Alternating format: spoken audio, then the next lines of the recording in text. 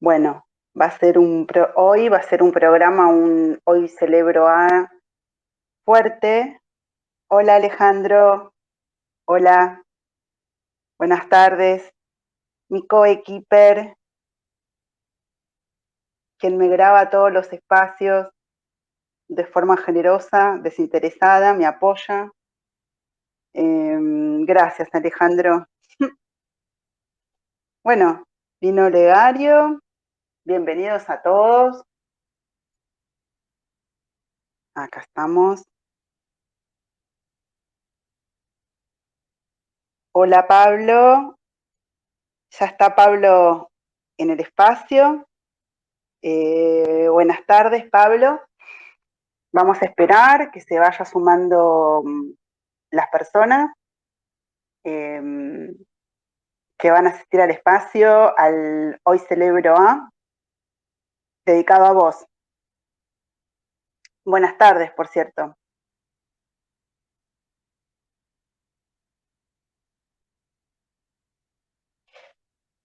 Pablo, para hablar tenés que sacarle el cosito rojo al micro, así te podemos escuchar. Ahí estoy, ahí estoy. Ahí está. Hola, buenas tardes. Buenas tardes, ¿cómo Eh, va? Bien, vamos a esperar un par de minutitos para que se vaya Dale. sumando la gente. Sabes que estoy contenta porque hubo bastante, por lo menos en redes, hubo bastante repercusión con tu espacio, con expectativa, digamos. Bueno, genial. Eh, Traccionando público, muy bien, muy bien. y, Traccionando audiencia. Esperemos un poquito eh, más. Ahí la veo a Ani Marino y veo varios. A ver a quién más. Bueno, nada, veo todos los nombres. La Ani Marino la reconozco por el avatar, pero. a Ani Martino la conocemos, ¿cómo se llama? Estaba muy contenta y le gustó mucho la idea de este espacio. Eh, Genial. eh, Peponila dijo que iba a venir, pero bueno, vamos a ver si se suma más tarde o si puede venir o no. Igual tenemos un montón de cosas para hablar, ¿sabés, Pablo? Esta es la parte informal, ¿eh? Todavía no di. eh, ¿Estás con la guitarra, Pablo? Qué lindo. Sí, sí, porque es la parte informal. Vamos llamando con música a la gente, me encanta. Mm, yo estoy con el mate. eh, Estoy con Bueno, expectativas, ¿sabés, Pablo? Porque a las otras personas que entrevisté, digamos, entre comillas, son personas que yo conozco, que tengo trato, ¿no? Personal, individual. Y bueno, y esto es sin red, ¿no? Porque no... eh, pero está bien, pero es la vida misma. Es así, la vida misma es la- pasada por Twitter. exactamente.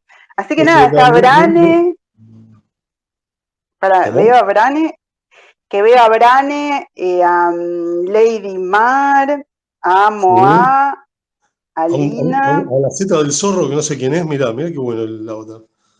Me gusta la seta del zorro. Hola, Mar. Bueno, se sigue sumando gente, qué bueno. Bueno, vamos a esperar como... Ah, mira, hola Pepo, llegaste. Digo Peponila, entonces dejo la guitarra en Ahí honor a Peponila. está. Sabés que estamos, recién te di el micrófono para que vos lo abras cuando quieras entrar, estás más que invitada. Rosario, Pepo, querida. Estamos acá con Pablo, que estábamos haciendo la parte informal con guitarra. Eh, Hola, hola, Hola Pablito, ¿cómo estás? Hola ¿qué Rosario. haces? ¿Cómo andás, Rosario? Pero muy bien, gracias. ¿Vos cómo va? Lindo escucharte de vuelta después de varios meses. Sí, hace mucho. Bueno, nada, los dejo, chicos, que me encanta esta celebración de hoy, así que nada, solo para saludarlos y acá me quedo escuchando a Pablo y escuchando a Rosario. Nada, solo decirte, Pablo, a vos en particular, que el impacto que ha tenido Jujuy de Sonido en Jujuy es impresionante. Qué Todos los días bueno. recibo devoluciones del documento, así que nada, felicitaciones. Qué bueno, sí. A ver, yo lo que recibí de Jujuy, sobre todo de gente que fue entrevistada, fue impresionante. Porque Sí, todos dicen que hablaron, hace 2 semanas que están hablando de esto con toda la gente con la que se cruzan, lo cual es haber cumplido el objetivo, de sacudir un poco la estantería, digamos. total, total. Bueno, Bueno, ahí estoy. estimada Pepo, querida, yo te invito, te quiero dejar como hablante. Ahora, en unos segundos, doy inicio al espacio de forma oficial. Dale. Quiero que te quedes como hablante para que intervengas cuando quieras. Sí, quédate, decí cosas, sí, Acá me quedo, acá me quedo. ya lo hiciste muchas en el documental, pero hay muchas más, claro. Y bueno, así que nada, si quieren, a ver, yo creo que ya, mira, llegó Vera, está la rebelión de los mansos,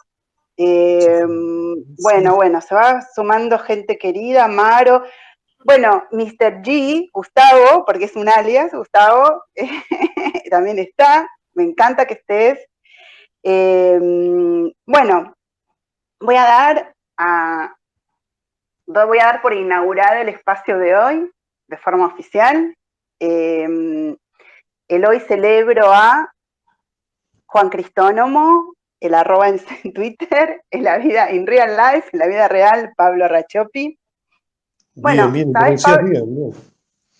Sí, Muchas sí. gracias por la celebración, muchas gracias. Habría que descorchar un espumante en este momento para celebrar. Me Este, gustaría, mira, ¿sabes una cosa? Yo estoy en Bahía Blanca, ¿no? Pablo, por varias situaciones, tipo, hace como un tiempo que no llego a Buenos Aires. Y como, porque me gustaría poder hacer un montón de cosas allá, ¿no? Y dije, bueno, ¿qué puedo hacer desde Bahía Blanca?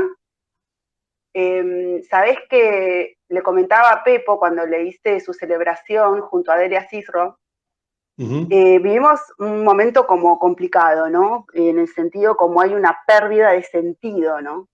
General, donde yo la otra vez escribí, donde no se sabe ya distinguir hechos de opiniones, conceptos de pareceres, datos de rumores, ideas de prejuicios, principios de propaganda, y, ujú, y creo que hay valores que nos sostienen, que es la autenticidad, la creatividad, la valentía y la libertad, que son valores que nos sostienen y que crean camino, y que no solamente crean camino, sino nos recuerdan el sentido que pueden tener las cosas, las palabras y las cosas, ¿no? ujú. Eh, y entonces decidí celebrar a personas que hacen eso, en su vida, que de forma auténtica crean, son valientes y que abrazan de manera sin concesiones la libertad, ¿no? Y eso es como, digamos, hay una cosa que decía Borges que a mí me encantaba, que daba la definición de, de un artista, ¿no? Que el tipo decía, un artista es alguien que bruscamente ve y que eso que ve hace todo el esfuerzo posible con su lenguaje para transmitirlo. Yo creo que bajo esa definición todos somos un poco artistas, todos vemos algo como no lo ve nadie y lo queremos contar como no lo contó nadie hasta desde el principio de los tiempos. El problema ahí es que acá hay como una gran falla, nos hemos vuelto una cultura sin sensatez, donde nadie dice exactamente lo que ve y todos regatean lo que ven y todos se guardan cartas porque hay una especulación permanente por miedo a o por prejuicio o por no sé qué.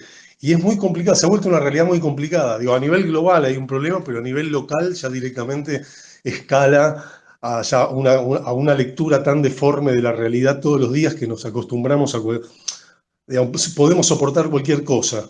Que por un lado decís, bueno, está bueno, pero por otro lado no sé si está bueno, porque como que no hay límite para la irracionalidad. Sabes que la otra vez lo escuchaba a Jordan Peterson, que él se obsesionó cómo fue posible que hayan existido los campos de exterminio en la Alemania nazi, y se empezó a estudiar durante 25 años los colectivismos, ¿no? Y también empezó a estudiar a Alexander Solzhenitsyn, vinculado a lo que fueron los campos forzados de trabajo de la Rusia comunista, ¿no? Soviética. Y hay una cosa muy interesante que Alexander Solzhenitsyn dice, que toda la locura y el delirio que se sostuvo, que para él el origen es el sostener la mentira de forma común. Y bueno, vos sabés que...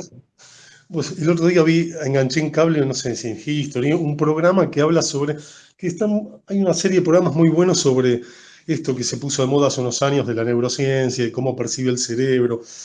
Y justo enganché uno donde hablaban del sentido común, y decía, el sentido común se define por sentido común aquello que se toma por cierto porque un número crítico de personas lo cree en una sociedad. O sea, ahora, el sentido común muchas veces es una mentira absoluta.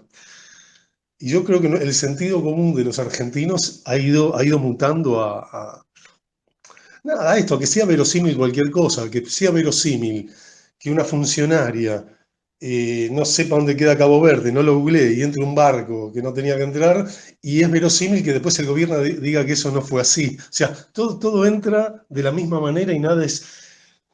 Y si es chequeable, todo igual, es ¿no? digerible al día siguiente, sin consecuencias, digamos. ¿Sabés, Pablo? Me encantó esta primera parte y quiero entrar más como a hablar de vos, ¿no? Y te quiero hacer como una primera pregunta como muy superficial. ¿Cuáles son mis hobbies? Incluso hasta como decir, bueno, Rosario, bueno, ¿por qué @Juan Cristónomo en Twitter?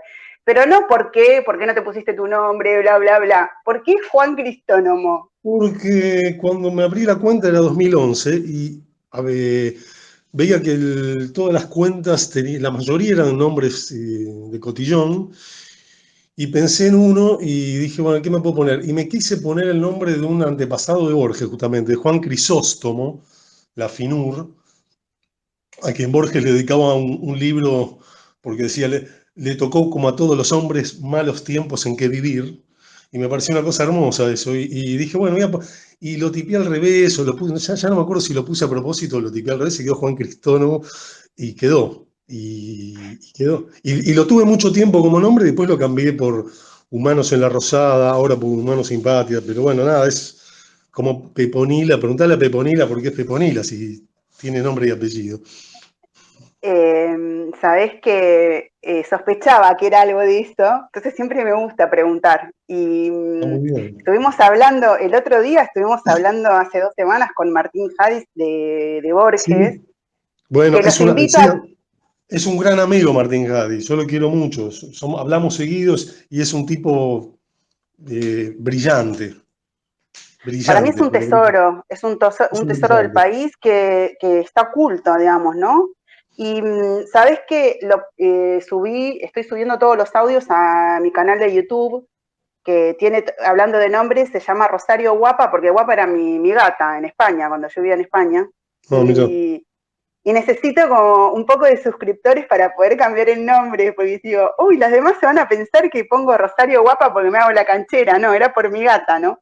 Y bueno, luego de hacer como un acercamiento con vos a través de las cosas que escribimos para identificarnos en las plataformas, les quiero contar te quiero contar, ¿sabes qué? El lunes que viene voy a estar entrevistando, vamos a estar hablando con un amigo mío, que es Matías Reyardo Tolosa, y Sí. no vamos a hablar de NFT ni de criptomonedas. Vamos a hablar lo que es ser políticamente incorrecto, como nieto recuperado, digamos. Mira qué bueno.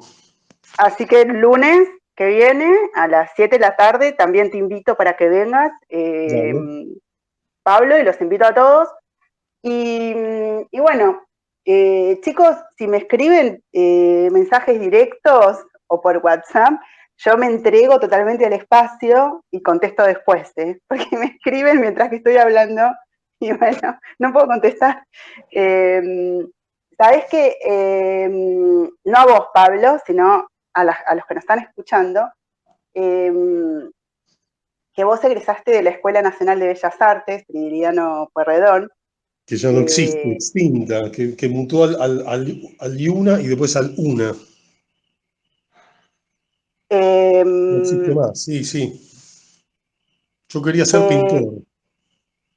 ¿Querías ser pintor, Pablo? Claro, y pintaba en una época mucho y me gusta mucho la pintura y tengo toneladas de libros de pintura y voy a ver muestras de arte. Sí, sí, sí. Era como mi lenguaje. Después, como nunca entendí cómo era el mercado del arte, realmente nunca lo entendí, cómo había gente que vivía vendiendo cuadros y qué sé yo. Entré a trabajar en cine publicitario, primero en producción y terminé trabajando como escenógrafo, que era lo que quería hacer para aplicar mis conocimientos plásticos en algo. Y la trabajé como 20 años de director de arte, que es, digamos, es la Sí, parte escenográfica del cine, digamos. sí, vi también que fuiste jefe de producción de cine, publicidad, Claro, al digamos. principio, cuando empecé a laburar cine, empecé en producción y terminé siendo jefe de producción hace unos años, pero me pasé a arte, que era lo que yo quería hacer, y bueno, ahí es el grueso de la carrera en cine publicitario y a veces en cine. Qué lindo, Pablo, esto, ¿no? De hablar con las imágenes y de expresar desde la estética. Y hablando de eso, ¿no? Estética y ética, no vamos a entrar en ese debate en este momento, pero bueno, se abrió un mundo para vos que es el mundo del documental. Y comenzaste Sí, con. pero fue como un poco cuando me fui hartando de la publicidad y a la vez me fui hartando, después de 20 años de trabajar en publicidad, me fui hartando un poco y me fui hartando a la vez de la década ganada. Entonces empecé con la idea del documental de Sebrelli porque lo había conocido, porque había leído muchos sus libros y lo conocí de casualidad, lo vi en un bar y lo encaré y, nada, y empecé a ir a tomar café con él así una vez cada tanto. Y un día le propuse hacer un documental y la idea era hablar así, algo que sea, desenmascarar algo del discurso populista, ¿viste? No sé. Y bueno, fue una idea sencillita, llevó mucho tiempo hacerla porque fue así súper artesanal todo. Y sí, como 4 o 5 años tardé y hasta que pude terminarlo y lo presenté en el Bafisi y ahí sí se abrió como un pequeño mundito y en Twitter seguidores, aparecieron seguidores nuevos, que yo venía con mi cuenta, no sé, con 200 followers y pasé a tener más. Y después, eso, se abrió como un mundo laboral nuevo, ¿viste? Empezar a filmarle cosas a otros de distintas, mm, de distintas índoles, digamos.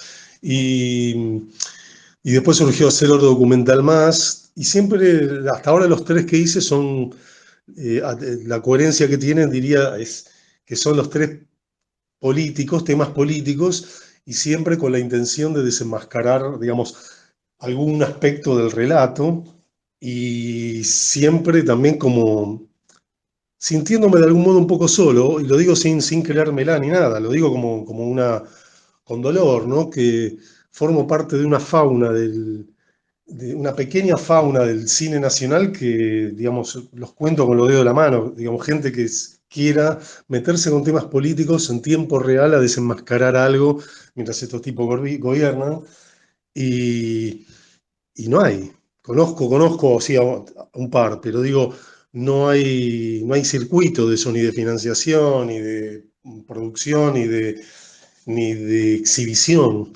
Entonces es como muy raro, porque te das cuenta que hay una carencia cultural que es que de este lado de la grieta no se producen contenidos para desenmascarar o para poner en cuestión algo del relato, ¿no?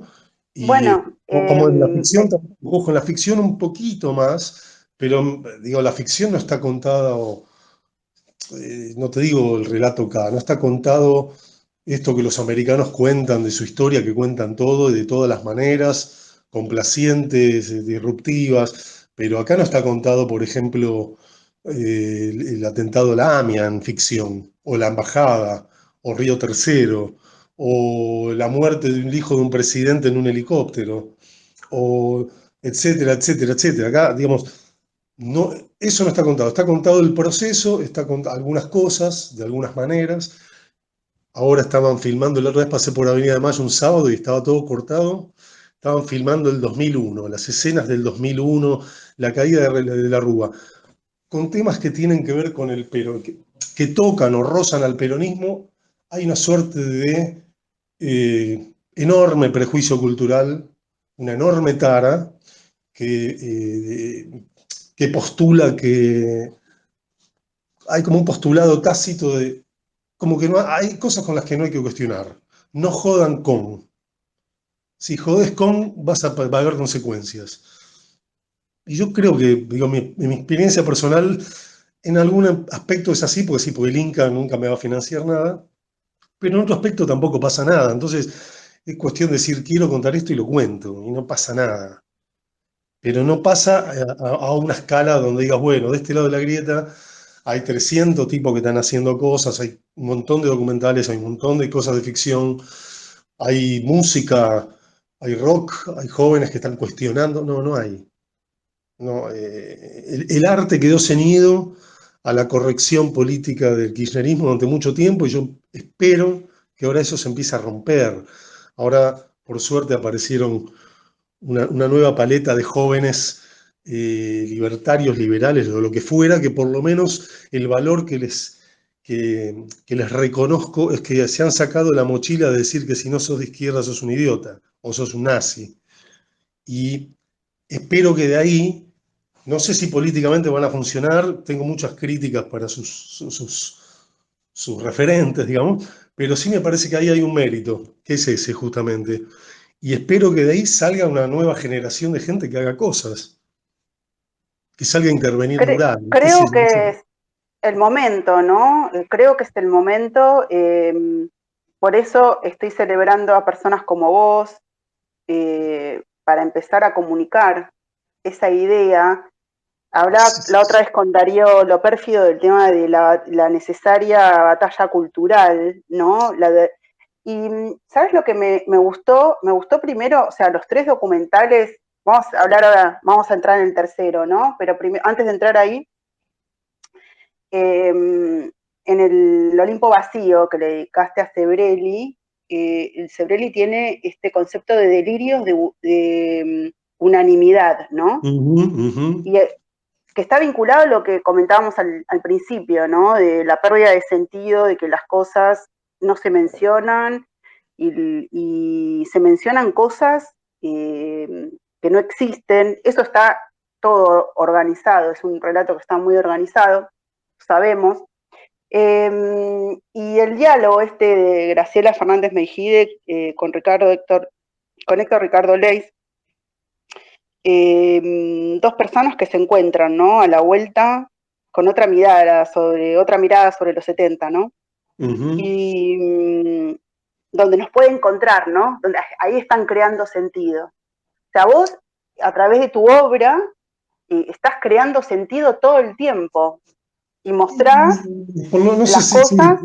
por ahí es mucho decir, digo, de crear sentido. Es decir, lo que estás haciendo al poner una mirada que se corre un poquito de lo que se establece como verdad aceptada e inamovible o como coyuntura que hay que aceptar y que te corres un poquito y empiezan a aparecer otras cosas, que eso es lo interesante. A mí, yo suelo ver muchos documentales, a mí los documentales que me gustan mucho son justamente aquellos donde pusieron una mirada nueva en un tema que ya vimos 200 veces. Me gusta ponerle, cuando ves un documental sobre, no sé, el nazismo, que hay 500 millones y ya viste y ya conoces la historia, los personajes, ya sabes todo lo que te van a decir, cuando aparece algo que tiene una arista nueva, ahí decís, bien, qué bueno, porque acá, este, no sé, te pongo un ejemplo cualquiera, un ejemplo trillado, que fue ese, el de nazismo, no sé, pero hace unos años hace un par de años, el de, el de dos dos hijos de jerarcas nazis, con un abogado, ¿no? Lo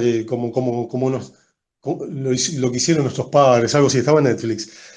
Y me pareció brillante, porque decís, es una idea chiquitita, pero que pone una mirada nueva sobre un tema que ya tiene muchas vueltas.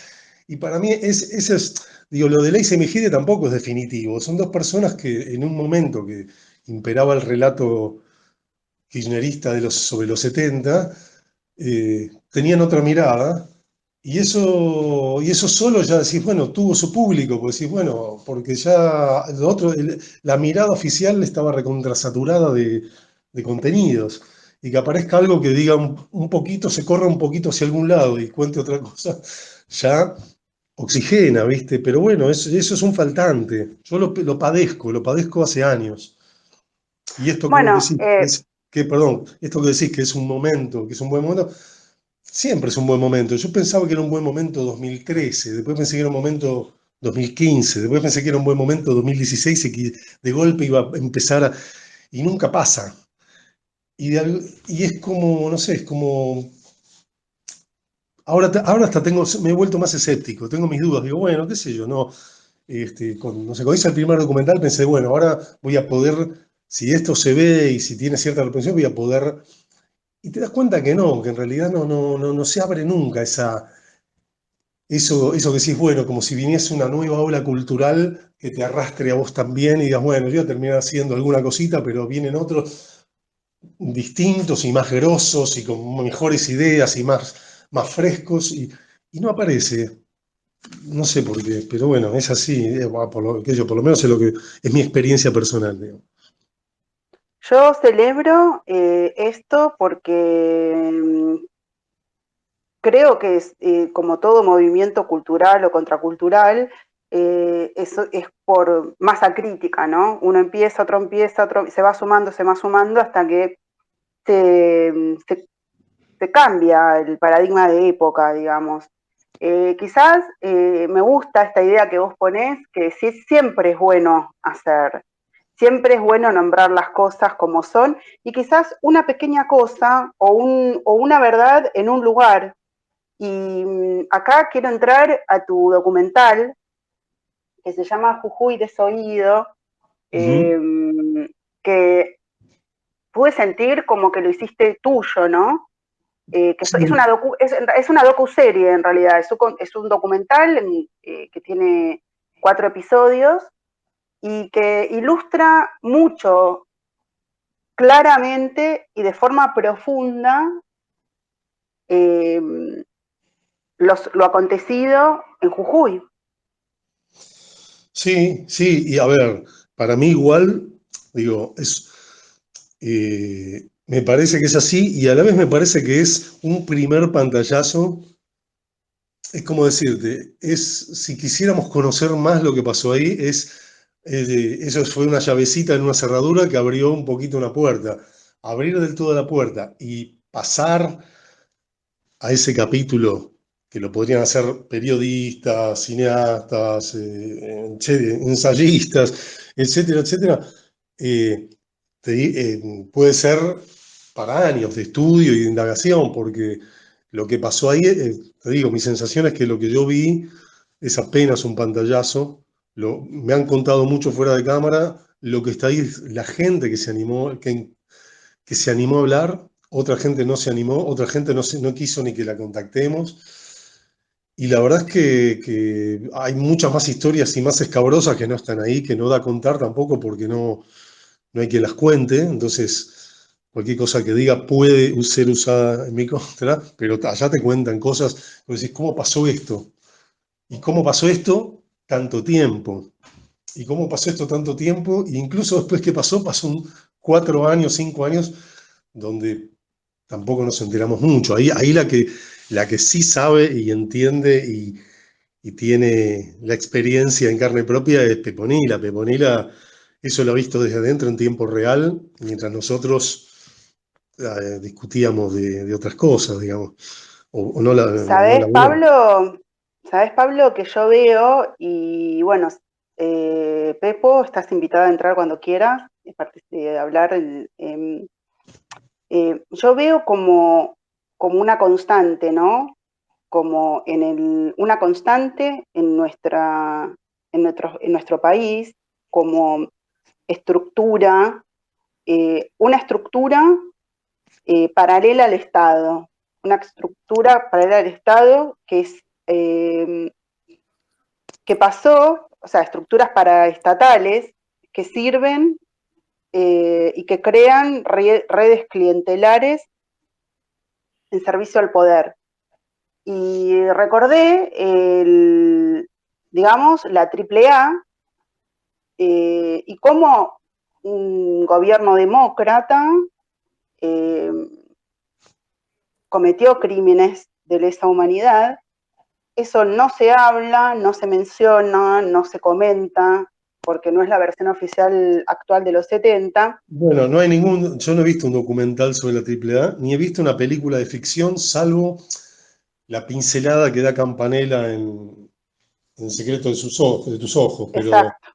digamos, salvo esa pincelada, digo, no hay una ficción, como digas, bueno, como no hay una ficción de la CIDE. La CIDE, Exacto. la CIDE es un mundo impresionante, porque aparte son muchos mundos y con muchas épocas, y que tiene, digamos, sería una serie de ficción, no sé, que podés hacer algo como Los Soprano, pero con la CIDE. No, en Argentina no se puede. No se puede. Con un amigo una vez, Y cuando yo trabajaba en escenografía, tengo un amigo que es director de cine muy, muy bueno, y habíamos leído los dos, digamos, cada uno por separado, el libro de Reato, Operación Traviata. Y justo, y los dos éramos fanáticos de Los Sopranos, y dijimos, loco, qué buena historia, porque la historia del asesinato de Rucci es una historia donde no hay buenos, son todos villanos, son todos siniestros, es una tragedia griega donde todos son malhechores. Y este amigo con otra persona empezó a escribir un guión. Yo quería, si se hacía la película, yo quería hacer la dirección de arte, que había que ser época, los 70. Bueno, el guión estuvo buenísimo, quedó excelente. Salimos a buscar productores para llevarles. No hubo manera. Y recorrimos desde productoras chiquitas hasta productoras, digamos, mainstream. Y las mainstream nos dijeron, y chicos, lo que pasa que, viste, yo entiendo, la historia está buena, pero, viste, el Inca nos debe una cantidad de plata, no podemos ir contra algo. O sea, no hubo manera, ahí te das cuenta ahí te topas con la muralla real del miedo por distintas razones, ¿no? En este caso en algunos era porque no era un tema, te dicen, no, es un tema que a nosotros no nos interesa mucho, ¿viste? O sea, algo que empieza a incomodar a quien manda, eh, genera un muro. Y en Argentina, yo creo, digo, ya pasando un paso más filosófico, si querés, yo creo que la Argentina desde sus comienzos, y es una cultura, incluso la cultura, digamos, republicana, urbana, etcétera, si bien tenés lugares claramente feudales en el interior, eh, es un país que se gobierna como una estancia en el siglo XIX. O sea, hay un patrón, todos de algún modo obedecen, el que está incómodo con ese patrón se cuida de lo que dice, de lo que hace, y todos, cada uno en su pequeña estructura, responde al patrón que tiene, este, y le puede patear la cabeza cuando entra en desgracia, ese patrón o esa autoridad, digamos. Pero mientras tanto, cuestionar la autoridad es una cosa vedada, te diría, no sé si solo en Argentina o en la cultura latina. Lo cual, Este, perdón, Pablo, lo cual, o lo que, más que lo cual, lo que habla muy mal de nuestros intelectuales, de nuestros artistas, de nosotros mismos, porque el arte siempre ha sido de vanguardia, siempre ha sido el denunciante, siempre ha sido, así como el periodismo tiene que estar en tensión con el poder, y por eso, digamos, aunque vos seas parte, quiero decir, yo profeso de alguna manera el periodismo confesional, pero digamos, la gente sabe lo que pienso, a quién voto y todo lo demás, y eso no me exime ni me impide criticar, porque creo que es mi función social como periodista, y porque además cuando estoy convencida lo hago. Y nosotros hemos tenido grandes vanguardias en el arte, sobre todo en la literatura, que finalmente hoy no se, digamos, esas generaciones quedaron en el olvido, digo, no hay nadie que se oponga al poder de turno. Cuando yo el otro día hablaba de la hegemonía del discurso, yo hablo de eso, de cómo un discurso se ha vuelto hegemónico y oponerse a ese discurso, el discurso construido a partir de quienes tienen, digamos, la potestad del discurso, de distintos discursos en una época determinada, parece que te opones a la propia sociedad.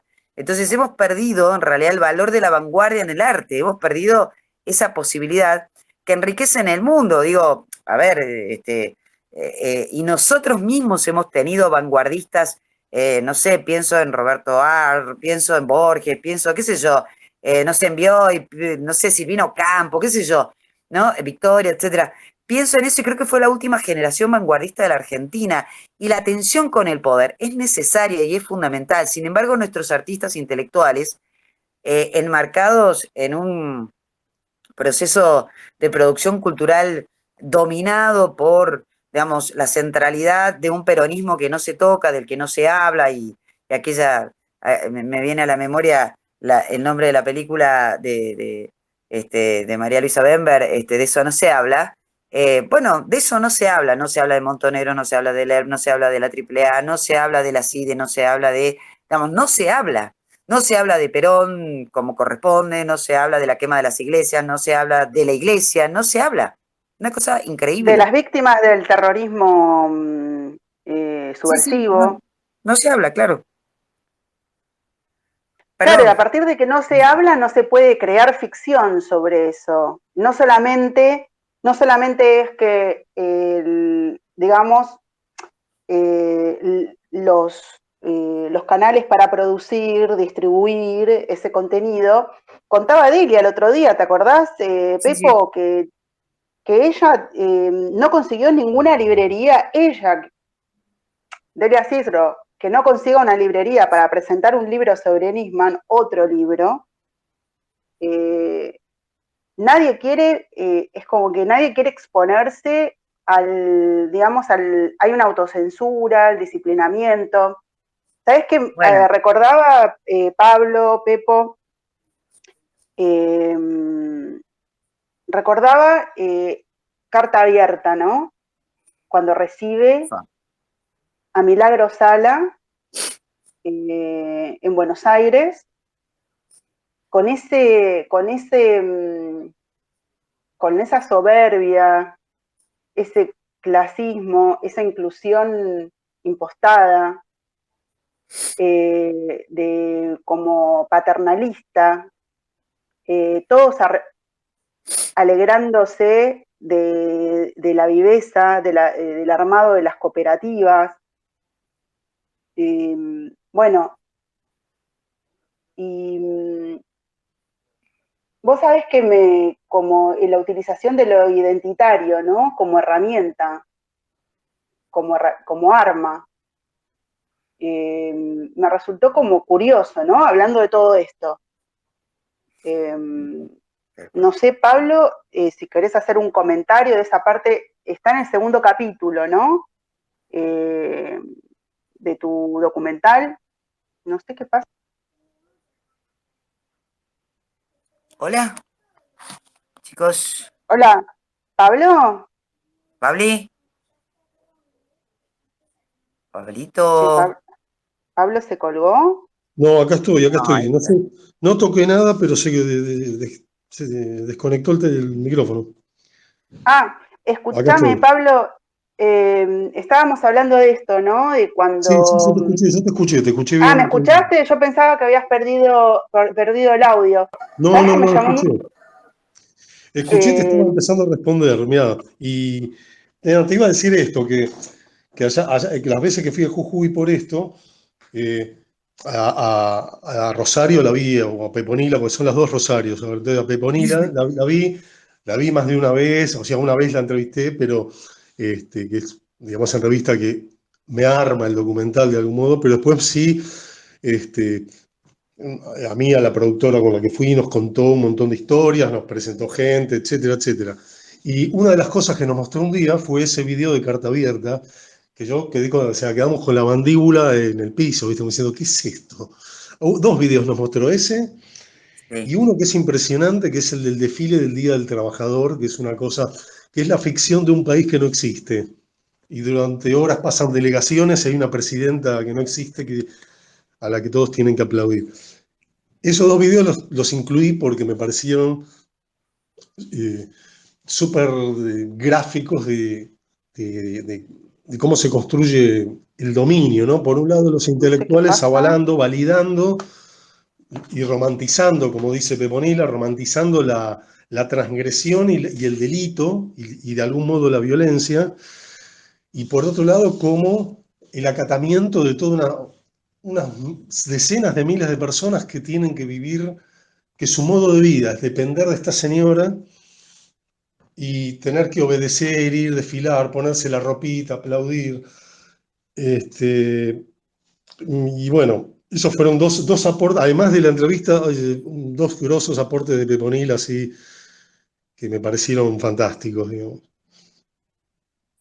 El origen de Milagro Sala, como ella era miembro de la barra brava de Gimnasia de Esgrima de Jujuy, Sí, me quedé sorprendida con eso, ¿no? bueno, hay el tipo ese. Cómo se relaciona todo, ¿no? Hay temas con los que me metí muy poquito, con otros no me pude meter porque ¿no? Si no, había que hacer 10 capítulos y había que seguir yendo a Jujuy, ya no había plata y no había, aparte, testimonios, nos faltaban testimonios para otros temas.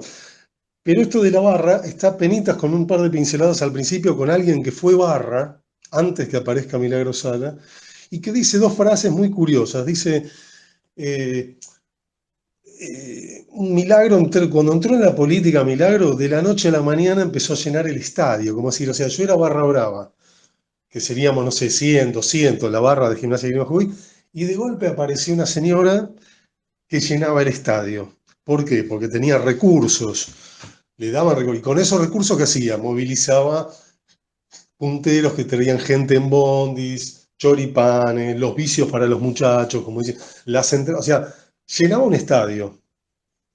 Es decir, bueno, eso es una construcción, digamos, no es que empezó a hacer tortas fritas para vender y juntó plata para llevar gente a la cancha. Ahí hay una decisión política de alguien que entrega recursos para distintas cosas, entre ellas para comandar una barra brava o para formarla o para... y bueno, yo creo que hay patrones que se repiten, ¿no? Vos ves eso y ves, acordate de Kirchner juntando a las barras bravas en barras hinchadas unidas, el batallón militante. Sí, es verdad. Vos ves la dinámica de los bolsos, que ahí hay una persona que cuenta, que sabe del tema de los bolsos, de cómo devolvían dinero y lo traían acá a Buenos Aires y qué sé yo, y es lo mismo que pasó con Sueños Compartidos, es lo mismo que pasó en la ruta de los cuadernos, digamos. Lo armar cooperativas. A mí me cayó la ficha después, ya cuando volví de Jujuy, acá en Buenos Aires, dije, claro, que armar cooperativas es como una trampa, porque vos sabés que si armás una cooperativa hay un montón de impuestos que nos pagás. Sueños Compartidos era con cooperativas también. Entonces vos decís, estos tipos lo que saben es cómo hacer trampa, saben muy bien la ingeniería de cómo hacer trampa a lo que tiene que ser un cauce institucional. Lo pasa que encima lo hacen de una manera eh, extrema, ¿viste? O sea, ya esto que se cuenta en el documental de que, digamos, había cientos de cooperativas, pero ninguna estaba en blanco, ninguna tenía cuenta bancaria, que los cheques llegaban y a alguien que destinaba a Milagro Sala y después tenían que ir todos a hacer fila los cooperativistas a cobrar de a 50.000 pesos y entregarlo y meterlo en un bolso. Es decir, eh, es muy impresionante. ¿Sabés, Pablo, que quería hacer un matiz acá, ¿no? Porque vos hablaste de lo organizado y que hay un patrón, ¿no? Que se repite. Un patrón paraestatal para servir intereses de quienes quieren permanecer en el poder, que lo ejercen de forma mafiosa, cometiendo crímenes. Y yo pienso, creo que no soy la única, que los crímenes, según lo establecido en el Estatuto de Roma de la Corte Penal Internacional, que ahora vamos a comentar, ¿no? Los crímenes son de crímenes de lesa humanidad. Y el estatuto define, ¿no?, que es, bueno, que la Corte Penal puede perseguir personas en 4 casos, ¿no? En delitos, en crímenes de guerra, crímenes de lesa humanidad, de genocidio y crímenes de agresión, ¿no?, de un Estado con otro. Y los crímenes de lesa humanidad, que son crímenes que afectan la vida y la dignidad de los individuos, por eso son, digamos, considerados como que alteran, ¿no?, la paz y la seguridad internacional, de la comunidad internacional en general. Habla, cuando el Estatuto de Roma lo define como el ataque generalizado o sistemático contra una población civil de conformidad con una política de Estado o de una organización para promover esa política. Bueno, ahí el abogado. Lo acabo de leer. No, todo bien. El abogado de un grupo. Ahí se armó como un grupito de víctimas en el 2000, cuando ella la detienen. Se armaron varios, pero prosperó uno que bueno, ahora algunos hablaron y otros no querían. Y el abogado de ese grupito de víctimas es el que dice que ellos hicieron la denuncia como delitos de lesa humanidad. Lo dice ahí en el documental, justamente por esto, porque había una estructura estatal detrás de esto. O sea, había decisiones de gente que ocupaba cargos en el poder del Estado, digamos, de cómo financiar, de cómo. Y había estructuras del Estado, ¿no? De hecho, digo, hay hasta una paliza, un tipo adentro de un despacho, tipo que muere después, está bien, no muere ahí, pero el yerno del exacto, perro, ¿no? Pero que se puede habilitar el despacho de alguien para darle, romper entre 10 o 15 personas a otra, y ahí yo no sé si, viste, no sé si, técnicamente no sé si lesa humanidad, pero le pegan el palo, sino, ¿no? Porque bueno, técnicamente lo es, digamos, a nivel jurídico técnicamente lo es, porque es algo como que es una cosa, digamos, la estructura que había en Jujuy era una cosa generalizada, ¿no? Había sobre una parte de la población de forma, se atacaba, se torturaba,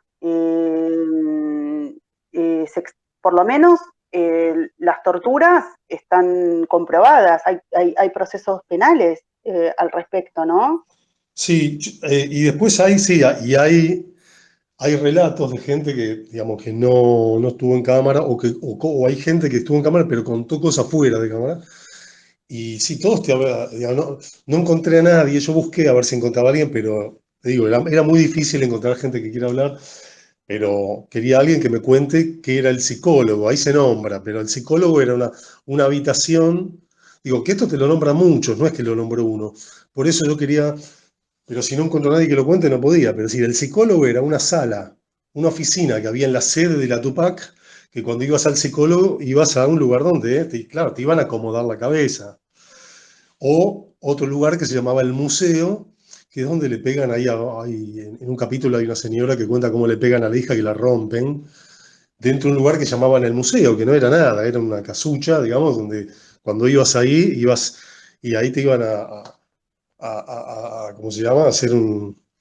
Y te iban a maltratar un rato físicamente. Y después hay otras expresiones que cuenta, tipo lo de los pececitos de colores, que te sugieren ahí un par de personas que nos dijeron, bueno, y sí, en el dique un día mandás buzos tácticos, ¿viste? Te tiran esas como te la dejan picando, como diciendo, ahí debe haber gente. Que vos decís, bueno, qué sé yo no puedo decir eso, pero te la dejan picando y por ahí puede ser una fantasía, por ahí no, pero digo, pero todo responde a patrones de un sistema represivo sin ningún tipo de pudor, digamos, por la fuerza física, por, digamos, y con casos de muerte y con casos de gente que quedó muy rota. O te cuento. Me quedé muy impactada, con hay 2 madres, hay una madre, 3 madres. Hay una madre en el documental que cuenta que su hija es una muerta en vida. Otra dice, es un muerto en vida. El hijo, sí, porque quedaron rotos y fuera fuera de pista, digamos. Después Desconectaron de la realidad, ¿no? O sea, lo llevaron a una violencia que físicamente están, pero su mente se fue a otro lugar, como el menor este que cuenta cómo en casa, en la casa privada de Milagro Sala, donde ella supuestamente tenía un montón de gente adoptada, digamos, y esta madre que trabajaba para ella y que pensaba que le estaba haciendo, dice que se piden perdón todos los días, ¿no? sí, Con el hijo. sí, sí, sí. Que todos los días se piden perdón. Ella dice, bueno, le estoy dando lo mejor a mi hijo y resulta que lo metió en un lugar donde lo tenían maltratado y que incluso hubo un tema ahí fuerte, ¿no? Con su integridad Y física, sí, ¿no? y lo contó y nos sorprendió a todos ahí porque lo contó por primera vez fuera de contarle a su familia, digamos. Entonces fue como, y lo cuenta todo bajito y lo cuenta así como, lo soltó de golpe y nos quedamos todos helados como mirándonos, como diciendo, vos con los dos chicos que hacían cámara y sonido, como diciendo, ¿escuchaste lo mismo que yo escuché? ¿Es lo que dijo? ¿Yo escuché eso también? Fue fuerte, ¿no? Y de hecho fue muy impresionante eso porque después la madre y el padrastro, digamos, cuando terminamos de filmar y todo, nos invitaron a tomar una merienda y nos quedamos como 2 horas donde no paraban de hacer catarsis y hablar y hablar y hablar. Y cuando nos vamos nos dan un abrazo y nos dicen muchas gracias por habernos escuchado, porque nadie nos escuchó nunca. De ahí viene un poco lo de desoído también, ¿no? Y gracias por habernos escuchado y no sé qué. Y me acuerdo que me fui, lo primero que pensé fue acá, involuntariamente, solo por venir y poner una cámara y escuchar a alguien, es como haber, no sé, como haber ofrecido 10 años de diván. Alguien pudo contar algo que hacía 10 años no contaba. Eh, Recuerdo a Pepo cuando comentaba la otra vez la desesperación, ¿no? De no ser escuchados, exacto, bueno, de no ser bueno, escuchados, de que otros se apropien del relato, o sea, de incluso de lo que, no siquiera el relato, de lo que sucede en tu terruño, ¿no? bueno, O sea, una impotencia. la primera vez que charlé con Peponila me quedó la sensación de, me lo dijo así directamente, lo contó directamente, pero era, ustedes lo único que supieron fue lo de la Cámara de la Nata, que fue 2012, pero del 2013 al 2012 hay 9 años, que ¿dónde estábamos nosotros? ¿Dónde estaba la justicia? ¿Dónde estaba el periodismo?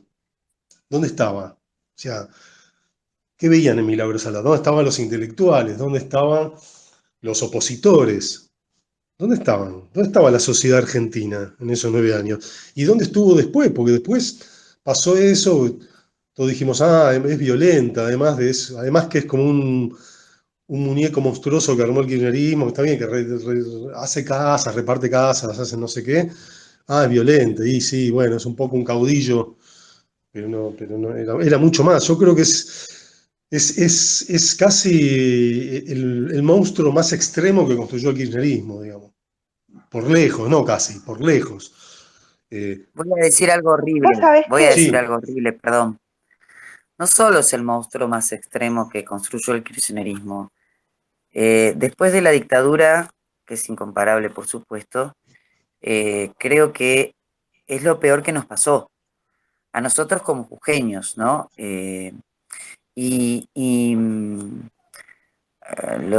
Siempre lo repito, digamos, para mí este documental fue eh, tan trascendente, porque yo todos los días, yo vivo acá, chicos, yo me cruzo con la gente todos los días porque Jujuy es re chiquitito, vas, no sé, a una despensa, a un bar o una calle allá, todos los días me cruzo con alguien que con la vista baja me dice, usted es Rosario, ¿no? Eh, y suelo decir que sí, qué sé yo, y me dicen, muy bien, qué sé yo, y siempre alguien tiene algo más para contarme de lo que yo ya claro. escuché. Y entonces hay una cosa ahí muy impresionante que hizo el cristianismo y que se hace cuando ocurren este tipo de hechos en una sociedad. Y es que se maneja el silencio con el miedo y hoy, a pesar de que ella está presa y que nuestro sistema político cambió sustancialmente, la gente todavía tiene miedo de contar realmente todas las cosas que pasaron. y fue lo peor que nos pasó. Me parece que todavía falta conocer muchísimo. Y creo que cuando la Argentina realmente sepa lo que verdaderamente pasó, yo todavía estoy esperando un pedido de perdón.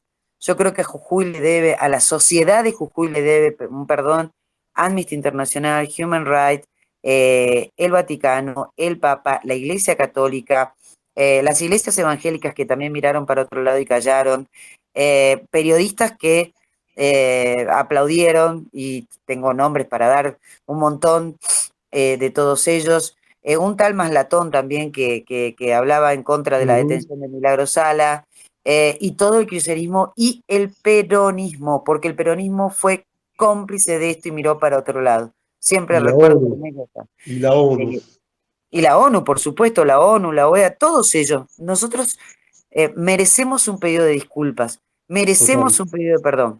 Perdón. Sí, Justicia, total. justicia, Pepo, Sí, se necesita obvio, justicia. obvio, obvio. Pero además que nos miren, que alguna vez te miren. Porque viste que te dicen la patria es el otro. Mentira, la patria es el bolso tuyo, la patria es tu propio interés, la patria es tu propia impunidad. Nosotros no éramos la patria. Nosotros no éramos la patria. Esta cosa impostada, ¿no? De utilizar lo identitario, apropiarse de la impala, querer erigirse como líder supremo originario de Milagro, y esta cosa extraña que ella hizo de hacer la réplica esta de las ruinas de piedras de Tiwanaku, Bolivia, y llamarle barrio el country, tipo o sea, un un delirio de sentido. Voy a replicar las ruinas de Bolivia Sí, igual, y le voy a llamar el country. mira, O sea, es como cuando no te importa, ¿no? Cuando las causas, las banderas, sí, igual ahí yo te digo la verdad, de lo que te apoyás. ahí hay gente, no sé quién es, pero hay gente que pensó mucho la construcción de ella, porque, a ver, fui varias veces ahí al barrio ese, porque el primer día que fui por primera vez a Jujuy quería ir a conocer eso, y obviamente teníamos, el equipo éramos tres personas, cuatro, digamos, dos que íbamos desde Buenos Aires y dos chicos, uno con cámara y otro con sonido allá, de allá. Este, no daba el presupuesto para llevar gente de acá. Entonces y eran dos locales. Y el primer día digo, che, ¿podemos ir a ver, se puede entrar al barrio, al country? Sí, sí, sí, se puede. Bueno, vamos a ver. Y entramos. Y lo primero que vemos es esta cosa de ese templo desaforado puesto ahí. Uno de los chicos había ido una vez al country y el otro no. Y el local, o sea, el country estaba a 15 minutos de auto, del centro de Jujuy, 20. Y nos quedamos así diciendo, ¿qué es esto? Porque como hay una cosa que tiene la arquitectura, y sobre todo la arquitectura del poder, que ejerce un poder intimidatorio sobre el individuo, digamos. Esto lo sabía muy bien Albert Speer, que era el arquitecto de Hitler, o los arquitectos de Mussolini. Saben que, Te iba a decir eso, los arquitectos de claro, Mussolini. que digo, saben que hay una escala que te intimida. Y esto tiene, digo, salvando las distancias, ¿no? Digo, yo en un momento jodía con los chicos estos y les decía, esto es Corea del Norte andino, pues es mucho más modesto, más berreta, más indisciplinado, más criollo, pero el afán de intimidar con una escalinata y con unos muñecos de 5 metros de alto, como unos... Digo, esto en un barrio donde son casitas muy pequeñitas, muy humildes, digamos, casitas de material, pero barrio obrero y todas con su tanque, con el Che Guevara, con Tupac, y esto están encabezando este barrio. Vos decís, ¿qué es esto? Esto ejerce algo sobre la gente que está ahí, porque me ejerce a mí que la sorpresa entre algo desagradable y algo de, mierda, esto es un objeto impuesto para decir algo, y el que decidió hacer esto sabía lo que hacía. No es soy Coya y quiero rendir culto a mi tradición y me voy a apropiar de mi tradición.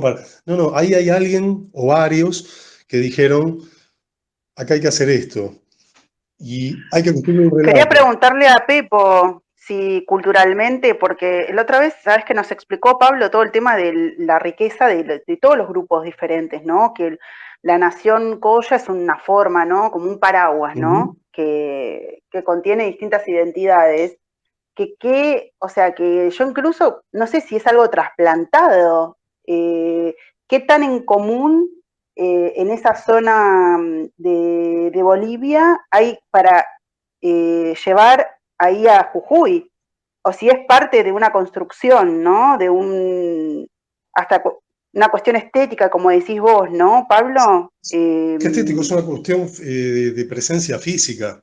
Vos vas ahí y Claro. decís, Pero además, claro, perdón, la arquitectura utilizada digamos, en esa cosa extraordinaria que hicieron en el medio de la nada en Alto Comedero, en verdad responde más a una mirada que tiene que ver con una de las civilizaciones que oprimió a los que vivían acá, en realidad, que es que no es la nuestra.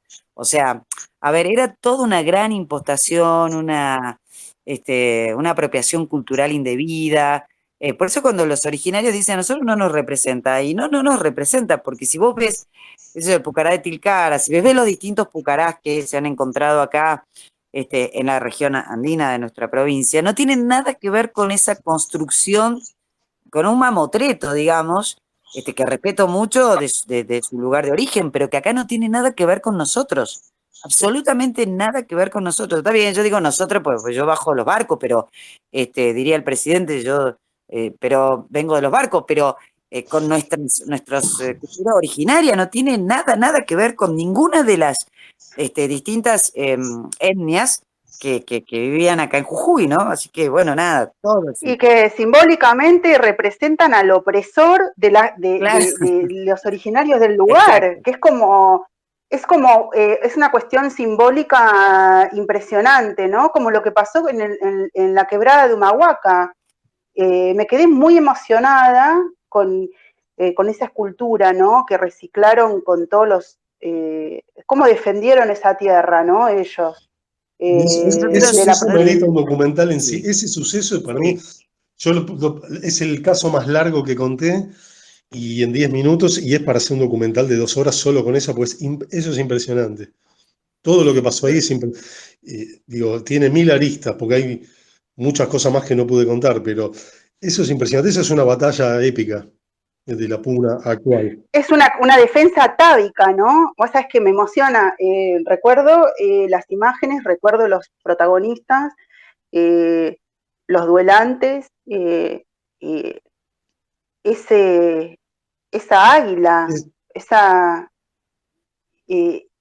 o sea, como no vuelven a entrar acá, exacto. no vuelven a entrar. O sea, no van a entrar, no entraron, no van a entrar y no entrarán. Un grito de la tierra y ellos acobardados, ¿no? Porque estaban denunciando el acoso, el ataque que estaban recibiendo y ellos llegan a Buenos Aires y se encuentran con Milagro Sí, Sala eso es en la impresionante. sala.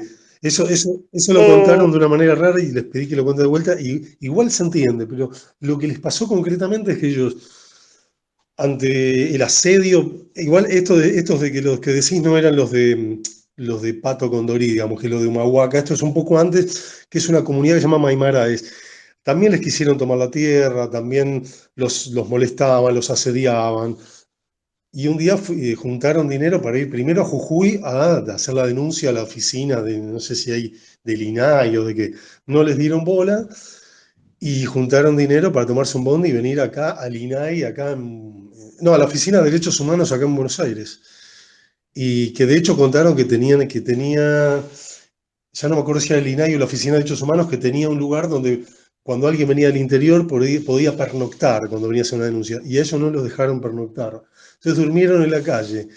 Y a la mañana siguiente, cuando abre la oficina y entran para hacer la denuncia, lo primero que ven es una foto, la foto esta de Milagro Sala en blanco y negro, el retrato, digamos, épico de ella, el retrato que le inventaron como de India, como de Colla, como no sé qué, en una gigantografía. Entonces se hicieron todo ese viaje y lo primero que ven es muy impresionante. Es como si es la omnipresencia, ¿viste? es como digamos, como un incubo, ¿no? Como una pesadilla, como una que pesadilla. una cosa kafkiana, ¿no? Que no se podían, como no se podían Y escapar. bueno, en Jujuy de algún modo todos los testimonios cuentan eso, que tarde o temprano ibas a desembocar ahí, si no tenías, o si no te la ibas a cruzar, digamos. Yo creo que todo el mundo de algún modo se cruzó, si no con ella, con su organización, indirectamente. Tenías un negocio, viste, te llenaban la calle cuando querían, rompían los vidrios, hacían cualquier cosa, tenías que cerrar las persianas, y si no, te la cruzabas. Y te la cruzabas porque si la criticabas públicamente, y si tenías que depender de ella, olvídate, ya ahí estabas esclavizado. Sí. Bueno, me llamó la atención también esto de, recordé, porque ya lo sabíamos, lo habíamos comentado en Twitter, pero esto que Victoria Donda, como presidenta de la Comisión de Derechos Humanos en Diputados, tampoco los recibió. Bueno, que a algún punto se vincula con lo que quiero hablar el lunes que viene, junto a Matías Rayardo Tolosa. El tema, ¿no?, de las víctimas que deciden ser victimarios, que teniendo poder de asistir, de contener, deciden no hacerlo. Que a mí eso me causa como, me resulta como muy impresionante, ¿sabes, Pablo? Y sí, Es como, sí. es, Vos sabés que acá yo me di cuenta de esto, al final, ya antes de volver del último viaje, entrevistamos ahí, hay tres hermanos que están entrevistados, dos y uno en el documental, ¿no? Y uno nos cuenta, son muy parecidos entre sí, son todos, y vos parecidos, sabés que es exacto, difícil distinguirlos. muy lúcidos, hermosos testimonios. Sí. Y hay uno que en un momento me dice, ay, ¿a quién entrevistaron? ¿A quién me le mira? Entrevistamos a fulano, a Mengano. Dice, fulano es de tal ciudad, lo conozco. Y le decimos en otro, y entrevistamos a tal, que no lo quiero decir acá porque no viene al caso. Y entrevistamos a tal. Me dice, ¿en serio? A ese hijo de puta. Me dice, cuando hacían los pasillos de la amargura, que era esto, que te metían entre dos filas de personas para que te peguen, decía que era una práctica común. Decía, cuando me pegó, pero me pegó a romperme. Me decía, algunos te pegaban fuerte, otros te pegaban para cumplir porque estabas obligado a pegar, y me pegó para Con lo cual, después empecé a darme cuenta que, y digamos, todos recibían, todos recibían paliza, pero de algún modo, en algún momento te podía tocar estar obligado a pegar. No a todos, pero a algunos, a los tipos, cuando a ellos se le cantaba, decían, vengan, hagan dos filas acá. Ahora a él le vamos a hacer un pasillo de la amargura. Porque este tipo me cuenta eso, como decir, el que también fue golpeado, en un momento tuvo que ser pegador. O sea, Claro, pasa que eso una técnica es una técnica que está utilizada a cosa hecha para que las víctimas sean también victimarios y no puedan reclamar su lugar de víctima. Entonces, y también entras en el lenguaje esto, donde todos hacemos todo esto, ¿no? Y también se hace como un reaseguro de lealtad y de la fidelidad al líder, una forma de someter, ¿no? Está estudiado sí, esto, sí, ¿no? Es sí, sí. así. Sí. Eh, Sos víctima y victimario a la eh, vez. Pero digo, ahora, a mí lo que me resulta impresionante al día de hoy, después de toda esta experiencia de este año, es cómo esto se nos pasó por alto, de volver al punto cero, es decir, cómo no lo vimos, cómo tuvo el aval de esto que decía Rosario recién, o sea, de los organismos de derechos humanos, de la justicia, o sea, o tuvo el dejar pasar del periodismo, de los organismos de derechos humanos, de Amnesty, del Papa, en todas las escalas. Incluso si vos ves los documentales que hay sobre ella, que son los dos o tres que hay, son, digamos, propaganda pura, o sea, no hablan jujeños, hablan funcionarios kirchneristas, y son todos de celebración, digamos, no ponen nada en cuestión. Siempre aparecen o profesores de universidades de afuera o gente de alguna ONG. Acá ha habido un tejido, y han encontrado el personaje perfecto para hacer un tejido hacia la progresía global, digamos, que permee y que se ha promovido desde muchos lugares, desde fuera de Argentina. Lo posmoderno identitario, ¿no? Que ha ganado a nivel global las instituciones, y en Argentina yo estoy insistiendo mucho, ¿no? En estos últimos, hoy celebro el tema de la no separación, el estado de partido, de que las organizaciones sean cooptadas ideológicamente para servirse, ¿no? Del poder, ¿no? Para sostener el acceso a caja, sostener el statu quo que los favorece a ellos, porque quieren disfrutar de las mieles de someter, ¿no? Yo observo que son personas como que están muy vinculadas a querer ser, a someter y a ser sometidas, y en el camino enriquecerse, servirse, Sí, servirse del o sea, Estado, el ¿no? sometimiento es como una manera de dominar y conservar el poder para hacer lo que quieras, para enriquecerte, y sobre todo para preservarte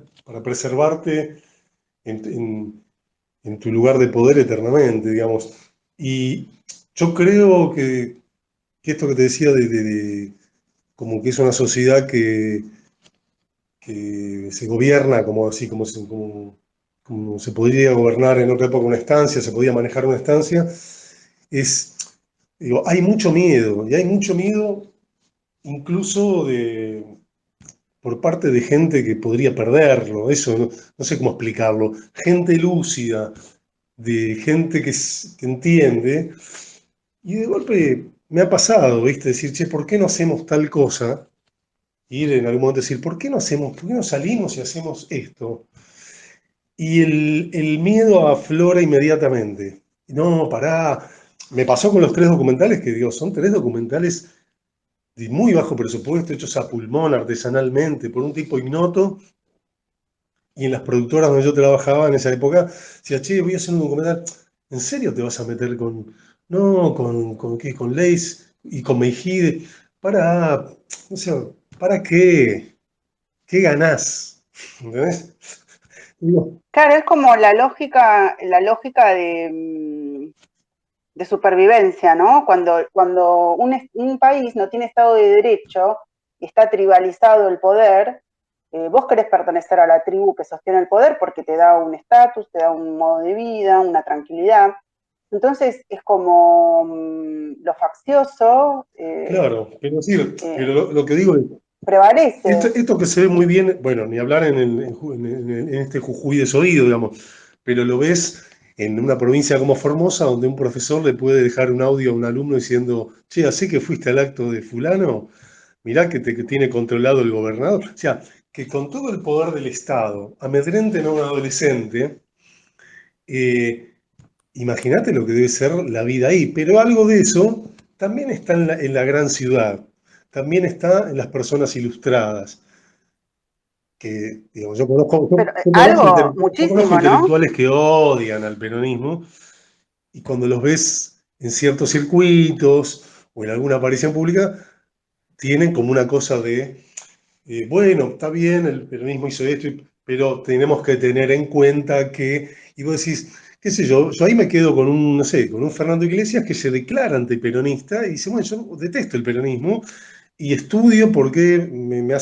molesta tanto y por qué es tan nocivo y escribo libros. Y bueno, y entonces, bueno, es el gran gorila, ¿viste? Le pone la etiqueta de gorila, para decir, bueno, pero romper esa barrera del miedo y decir, mira, es una mierda, para mí es una mierda, para vos puede ser fantástico. Lo que Y te pasa, cuento, Pablo, es que perdón, sí, lo que pasa, Pablo y Rosario, es que hay un tema que tiene que ver con tu pertenencia. A ver, yo lo voy a traer acá ahora a mi realidad. Cuando yo denunciaba a Milagro Sala, era un paria, pero era un ujú, paria en serio. ¿Por qué? Porque en todas las ciudades, por más grandes o pequeñas que sean, hay círculos de poder económico, político, qué sé yo, social, al que uno pertenece. Bueno, yo pertenezco, digamos, a un círculo social en el que parientes míos tenían negocios y ella iba, Milagros iba y le compraba, en que amigos míos estaban en política y ella, bueno, financiaba, en que, digo, había, además del miedo, hay otras condiciones que tienen que ver con lo social. Entonces te decían, ¿para qué te metes? No te metas, qué hablar, que no sé qué. Gente muy cercana, pero muy cercana, chicos, a mí, Bueno, que nos cuestionaba, digamos, o que me cuestionaba por interpelar al poder, por interpelar a Milagro Sala, por enojarme y pelearme con Eduardo Fellner, qué sé yo. Yo he dejado de tener amigos, he dejado de tener gente, digo, que hoy, por supuesto, te miran cuando pasaste aplauden, pero sí, pero vos te acordás de que en aquellos momentos no querían salir a comer con vos, o me ha pasado de gente que no quería venir a mi casa, no quería venir a mi casa, porque como mi casa siempre estaba vigilada por Milagro Sala, claro. digamos, no querían que Milagro Sala sepa que ellos venían a mi casa, amigos peronistas, amigos que estaban dentro del circuito. Entonces, vos pasás a ser un paria y pagás un costo muy alto hasta que, digamos, toda la sociedad, bueno, yo siempre digo, yo no cambié, la que cambió fue la sociedad, yo no me corrí, lo que se corrió fue la sociedad, hasta que toda la sociedad empieza a ponerse, que son procesos muy largos. Entonces, terminás siendo un paria. Ahí está la loquita que denuncia desde la radio, sola como loco malo, ahí está la flaca loca, qué sé yo. Bueno, ese mote, esa cosa que te queda con parientes, con amigos, con vecinos, con un montón de gente. Nosotros, a ver, yo puedo decir que de la clase que gobierna acá en la provincia de Jujuy, solo rescato uno, que es Gerardo Morales. El resto, el resto no quería ni hablar de Milagro Sala porque algo tenía que ver siempre con ella. Entonces digo, a ver, hoy todos hablan de Milagro Sala. Había que hablar cuando había que hablar, pero no hablaban Ujú. porque eran parias. ¿Me explico? O sea, te convertís en un paria hasta en tu círculo social. Bueno, vos sabés, Eh, Un muerto civil, claro, ¿no? tal cual. sí. Un amor. Bueno, en este programa que cité hoy, que vi la otra vez, que era así sobre el funcionamiento del cerebro y el miedo y no sé qué, justamente decía eso, que como somos seres sociales, el miedo, uno de los miedos más profundos es el miedo al aislamiento, a quedarte solo. Los que ejercen el poder y lo ejercen con miedo, juegan a esto que estás diciendo. La pertenencia es lo que hace que vos no te quedes aislado. Si quedás aislado, quedás fuera de la vida, te morís, sos un paria. Y esto lo han instrumentado muy bien, evidentemente. Y lo han instrumentado, y en la historia em, argentina, digo, ha sido instrumentado de muchas maneras, muchas veces, por militares, digo, es una sociedad que tiene el, ¿cómo se diría? El síndrome de ese miedo a la autoridad. Justo, mira, ayer hablaba con Sandra Pita, que suelo hablar bastante con ella, y ella me contaba que estaba asombrada porque estaba leyendo un libro de una científica israelí que contaba cómo en Israel y en lo que sería no sé, el CONICET en Israel, eh, está muy bien visto cuestionar a la autoridad.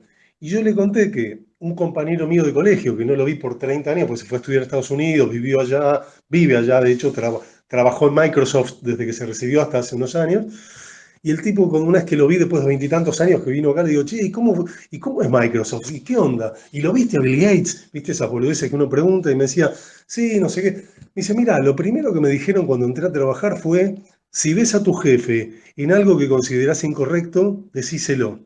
Si ves que no quiere escuchar lo que le estás diciendo, comentáselo al jefe que sigue a tu jefe.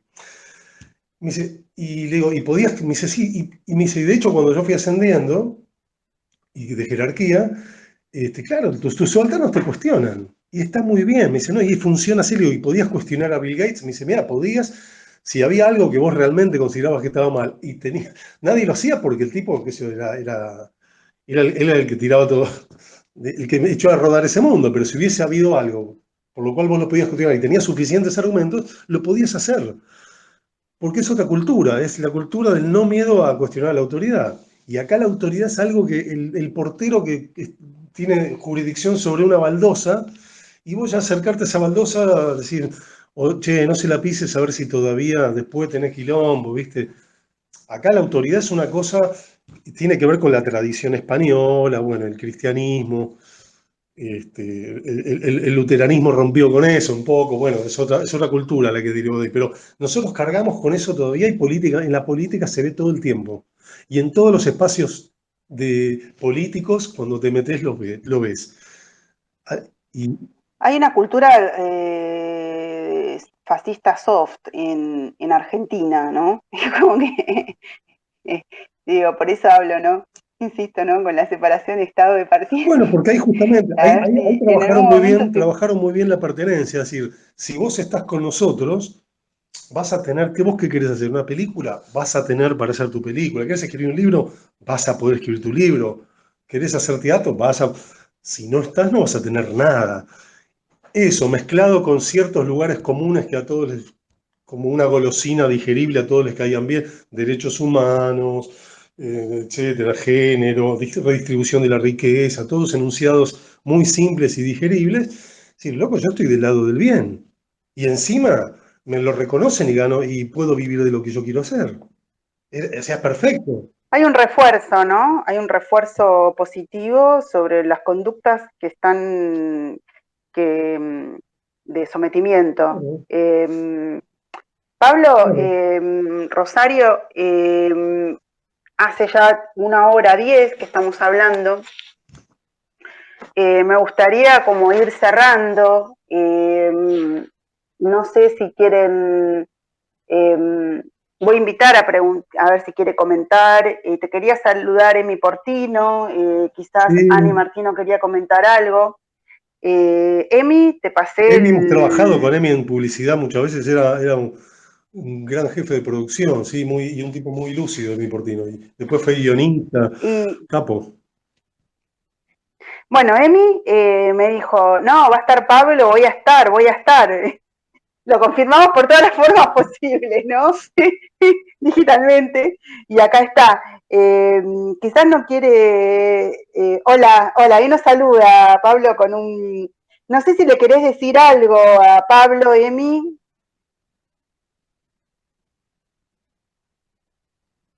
Acceso al micro, no. Bueno, Ani, ¿querías comentar algo en particular que me pediste el micro?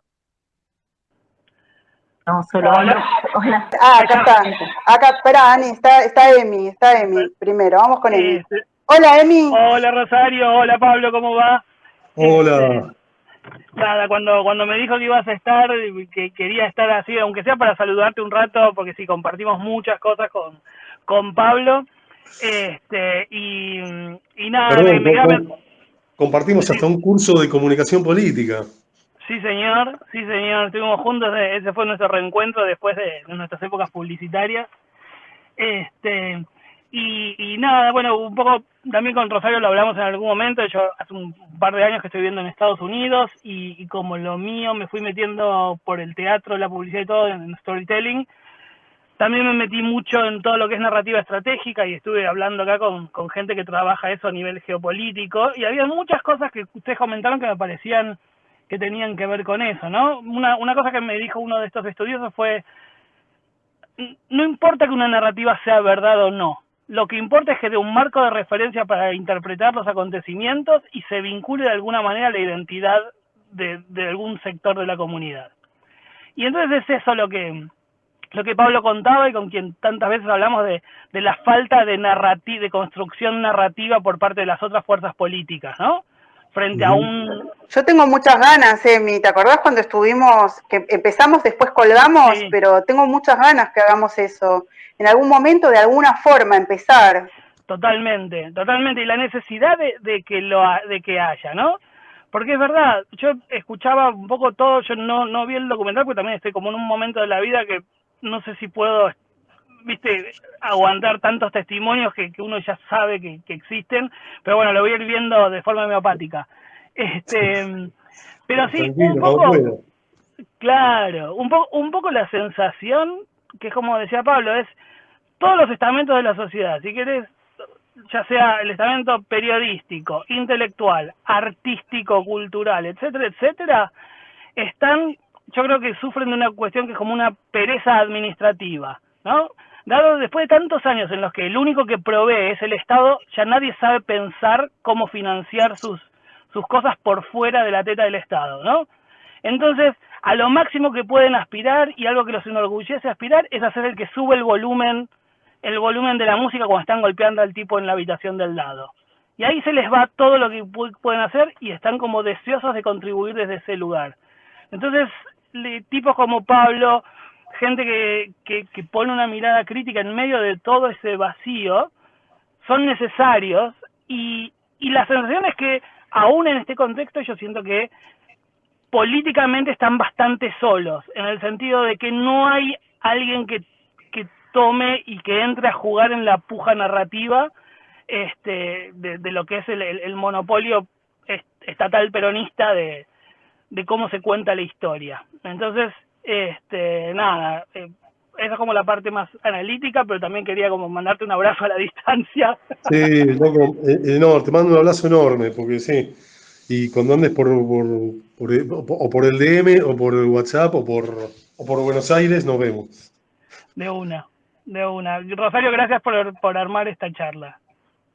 A las Rosarios. No, gracias a vos, Emi. No, gracias a vos por tu aporte. Y nada, estamos en contacto, a ver, no sé, después del verano o este verano, cuando hablamos. De una. Volvemos a hablar. ¿Tenés ganas? Totalmente, dale, contá conmigo. Dale. Bueno, Ani, yo sé que vos querías comentar algo. Primero, buenas tardes, estimada. Hola Rosario, no, simplemente, la verdad es que no, debo haber apretado sin querer, pero ya que estoy aprovecho y le mando un abrazo enorme a Juan, y bueno, es que lo admiro mucho, que desde Gracias, el minuto uno soy tu es fan. más, nos cruzamos una sola vez, en una presentación de un libro, Sí, así es, una hace presentación. años. Y bueno, no, pues yo te sigo también, y la verdad es que este año has hecho esa movida que hiciste, fue muy impresionante. Pero eso también es lo mismo que hacer un documental. No es lo mismo, pero es hacer algún tipo de gesto, promover algún tipo de gesto que mueva la estantería un poco. Es dar una voz, es darle una voz a alguien que Sí, está callado, ¿no? Que no puede lo que hablar. hiciste con lo de las piedras, promover eso de las piedras, y después encima pase lo que pasó. Digo, pasa lo que pasó porque se promovió ahí una idea clara, y una idea que todos la podían ver y decodificar rápido, y generó algo en los propios y algo en los ajenos, y qué sé yo. Yo creo que eso contribuye a una narrativa, como decía Emiliano, digamos. Tienen que ser gestos o productos o que alteren un poco, que incomoden a alguien. Si no incomoda a nadie, no sirve. Entonces, para mí, muchas de las cosas que se escriben, que quedan en circuitos casi de taller literario, para mí no sirven. Para mí, los productos y las acciones tienen que estar destinadas a incomodar a alguien y tratar de lograr incomodar a alguien. Cuando eso sucede, ahí se hace un aporte. Ese es el aporte, para mí. Sí, para mí, perdón, Bueno, Rosario, tiene que ver mucho con romper el silencio, que creo que es lo que vos hiciste esta vez, ¿no? Por algo son los desoídos. Hay algo que está pasando, es que la gente no está pudiendo decir.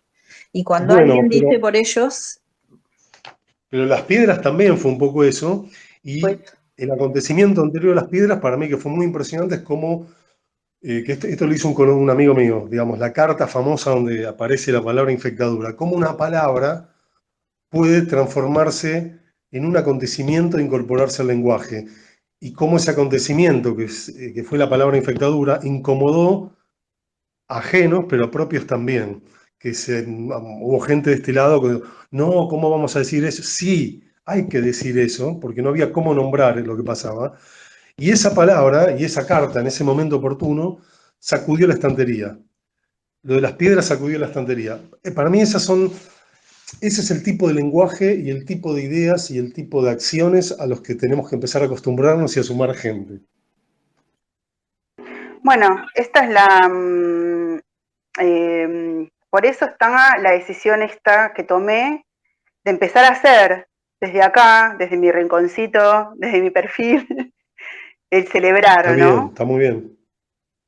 En celebrar, pero en celebrar y contar que si vos lo haces, el otro lo hace, todos lo podemos hacer. Empezar a convocar a que cada uno de su lugar, Ani se inspiró, creó, canalizó el dolor, lo concretó con esa convocatoria, y que claro que había como un enganche enganchó en el consciente colectivo porque estaba mostrando una verdad, ¿no? La verdad de esa infectadura. Claro, ahí tomó cuerpo. Bueno, a Pepo, ¿no? Bueno, pero, Y pero, su opción por ser paria y pero, decir, yo voy a lo que pasa, nombrar, yo voy Pepe a es decir. una guerrera de muchos años, todos los días.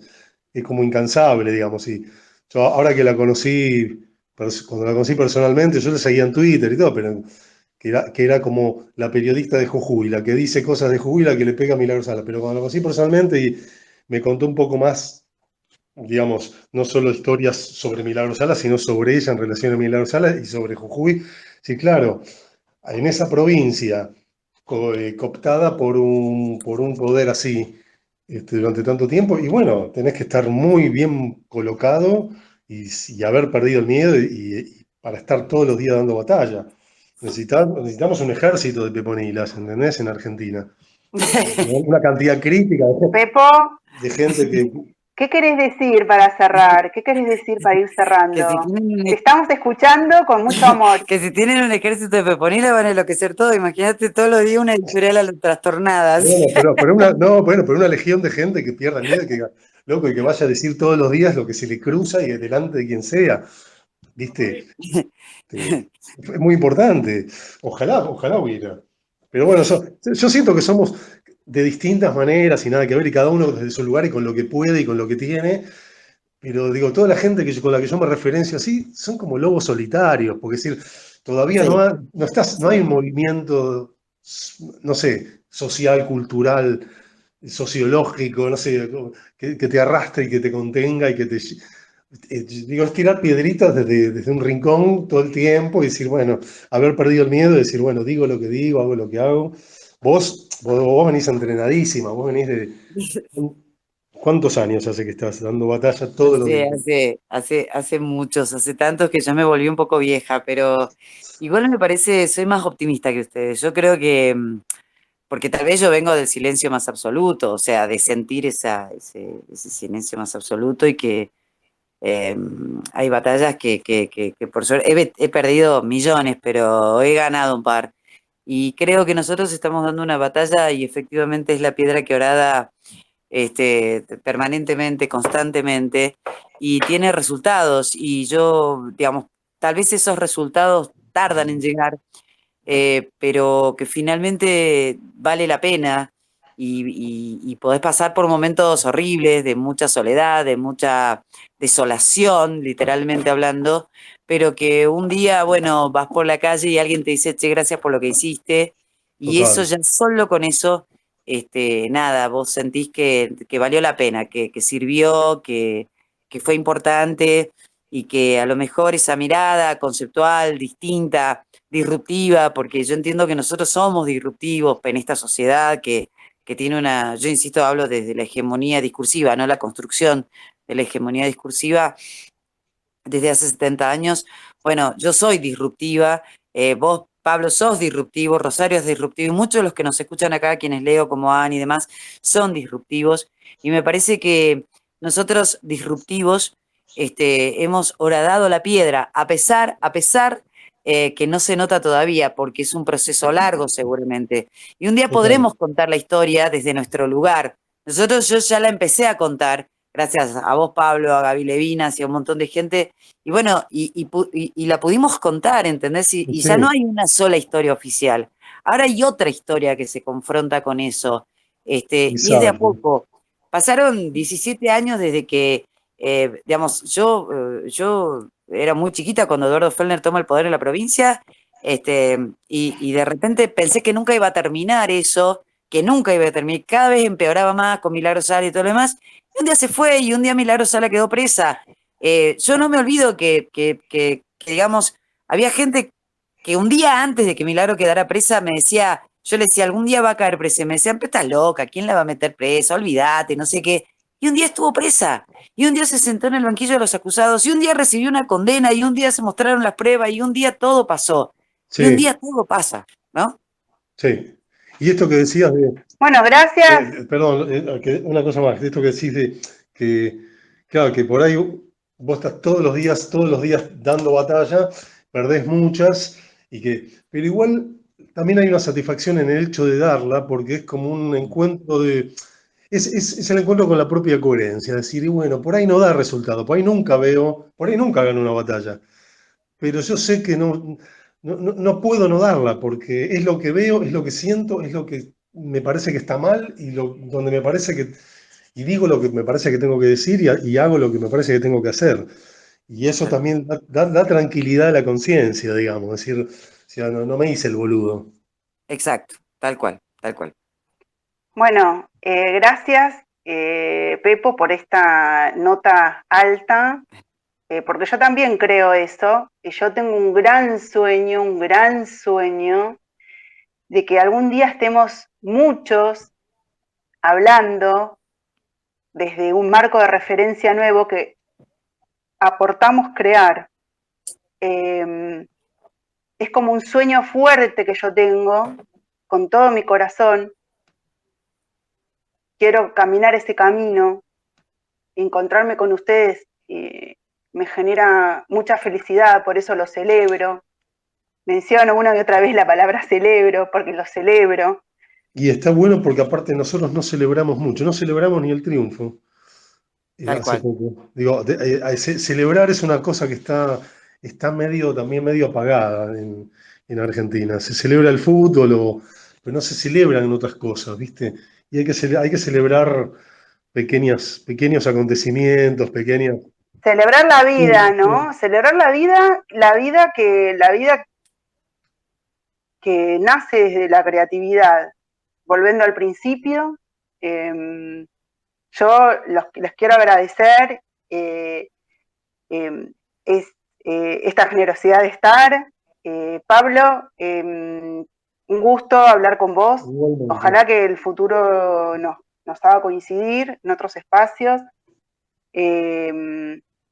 Querida Pepo, nada, tengo yo tengo Shalom como respuesta a todo, ¿no? Es como la paz, comentaba la otra vez, la paz no es algo pasivo, digamos, no es algo que esperamos. La paz es algo que construimos poniéndole sentido al camino.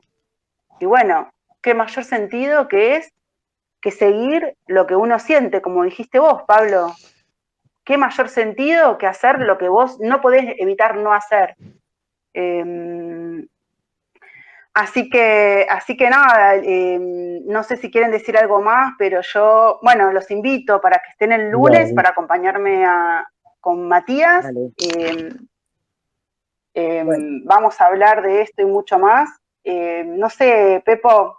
gracias. No, solo gracias. Gracias a Pablo, gracias a gracias ustedes. a vos Gracias. y gracias a vos, a Rosario y a Rosario Pepo, a las dos. Gracias. Abrazo enorme. Otro enorme. Nos vemos el lunes. Chau. Besos.